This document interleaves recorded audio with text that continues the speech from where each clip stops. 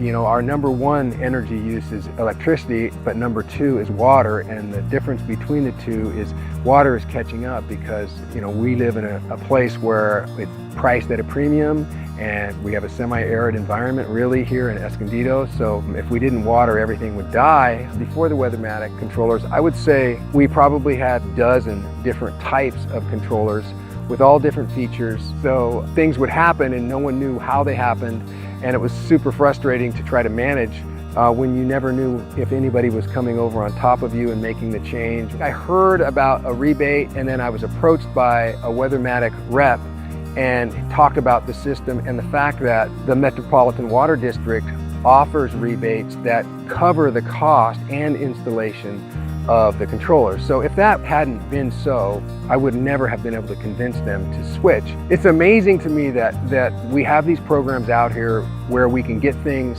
basically for free that will improve dramatically our ability to manage our electrical usage, our water usage, our gas usage, all of these things, and we're so hesitant to use them. So with the Weathermatic controllers, since they're a web-based program, you can designate a day or two or three, they go off at that point and then they automatically come on, which eliminates the need to go back and check or to remember to turn them on.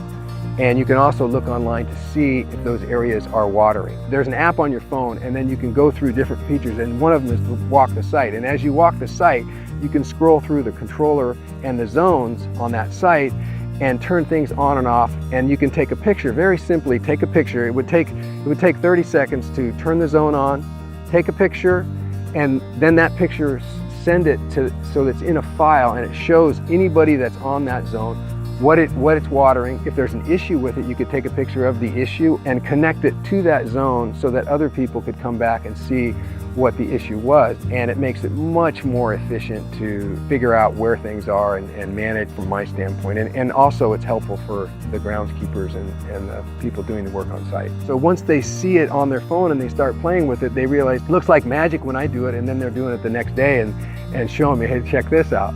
So, you know, somebody said, well, what happens if your internet signal goes down? You know, then what are you going to do then? So the information that we get from the weather station, it's a cellular signal. It eliminates the need for a Wi-Fi signal, especially when IT departments get a little excited about you adding things to have access to their networks.